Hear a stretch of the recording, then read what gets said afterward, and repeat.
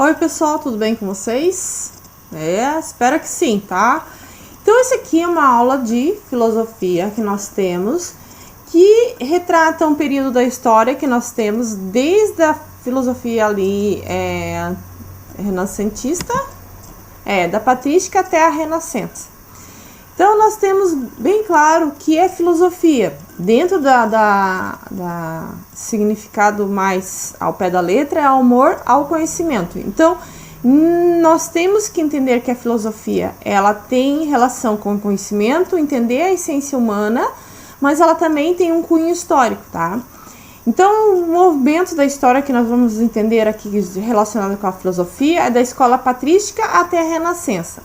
Então ela foi um período da filosofia dos primeiros séculos da era cristã. Então, como nós seguimos o calendário cristão, que começa a contar desde o nascimento de Jesus Cristo, então é dessa era, tá?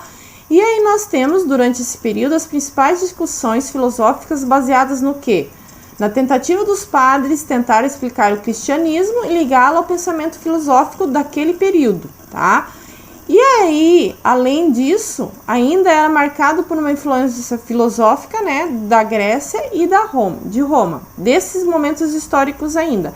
Quer dizer, há um período de transição aqui.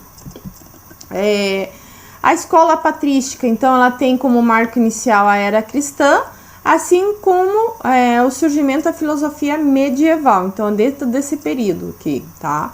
Medieval, então a gente lembra a Idade Média, da filosofia medieval. O período da escola patrística é normalmente dividida em antes e depois do Concílio de Nicéia. Esse concílio aqui eu vou estar explicando mais para frente para vocês. Então ele foi um momento de reunião entre as pessoas dentro desse momento, e aí eles tiveram algumas discussões relacionadas filosoficamente falando. Dentro desse momento da escola patrística, nós podemos citar os platonistas, que eram cristãos que defendiam que a essência fundamental da vida seria quem? A fé, tá? Não a razão, a fé. E aí os problemas dos universais diziam respeito à ideia e à relação com a realidade. Nessa filosofia medieval, dois filósofos cristãos se destacaram por unificar a fé e a razão. Quer dizer, eu poderia ter o coração agindo, mas eu teria que ter a razão junto, tá? Seguindo esse período, né, da escola patrística, a filosofia ela é praticada no seio do cristianismo, então os cristãos, e aí ele passou a ser ensinado em escolas a partir do século IX. Esse momento dentro das escolas que são ensinadas é chamado de escolástica. Então a tradução literal de escolástica, ela vem do latim scholasticus, e aí significa que pertence a uma escola. A gente está falando da fé e da razão, vale citar que a igreja ela fixava dogmas e leis morais por meio de uma disciplina que era rígida e um código de ética que definisse de forma absoluta entre ter o bem e o mal, o certo e o errado. Então era ela que dava esse norte para as pessoas.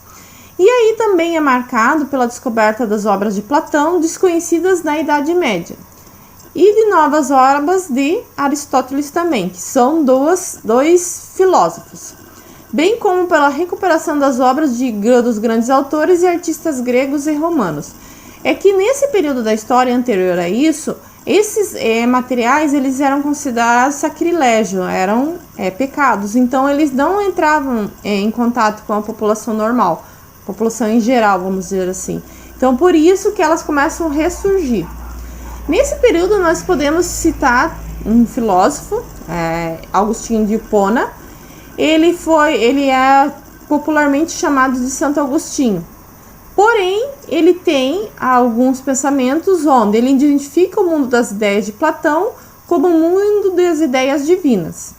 Ele foi um dos filósofos cristãos que se destacou em unificar a fé e a razão, mais fé do que razão.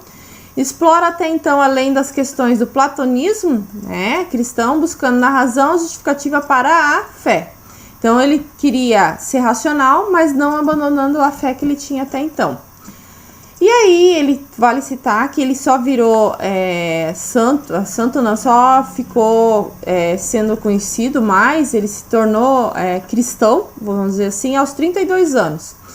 E aí ele dizia que o corpo é a prisão da alma. E não se ocupou em seus estudos com o universo físico, mas sim com a vida do homem, que deveria sempre buscar o quê? O bem.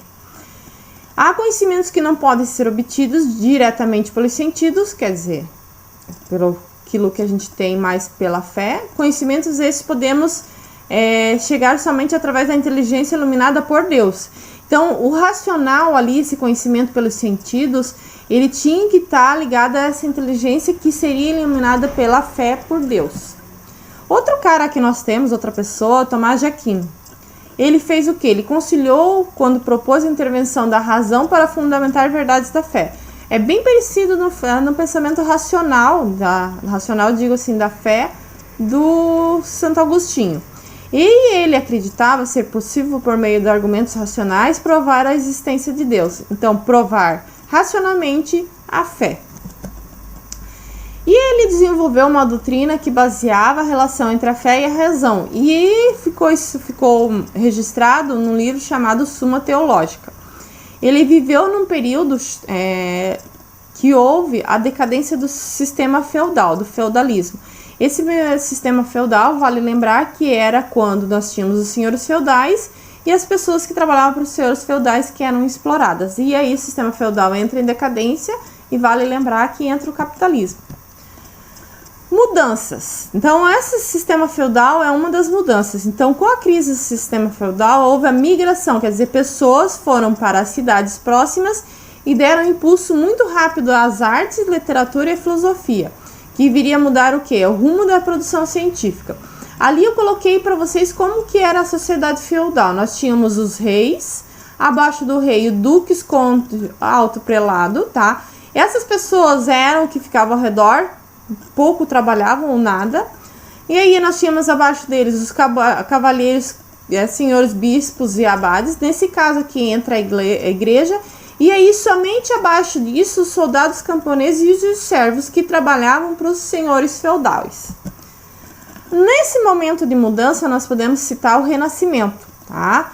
Então, o que acontece? Com a desintegração das estruturas feudais, as grandes descobertas da ciência e a ascensão da burguesia, ocorre o quê? Uma reforma protestante. Essa reforma protestante ela foi um acontecimento da filosofia renascentista que destacou a efervescência cultural e política desse período. Essa reforma protestante ela era uma reforma que vinha contrária aos pensamentos da igreja daquele período. Tá? Então, nesse momento aqui, começa a haver mudança de postura da igreja e aí eles veem uma ameaça à frente deles. Tá?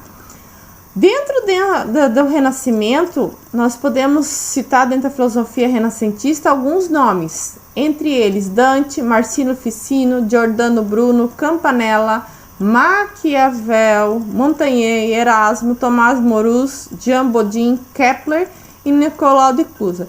Vale citar que Kepler tem uma contribuição além da filosofia dentro da física muito interessante, tá? Nesse período do Renascimento, como a gente fala a palavra renascimento, é renascer.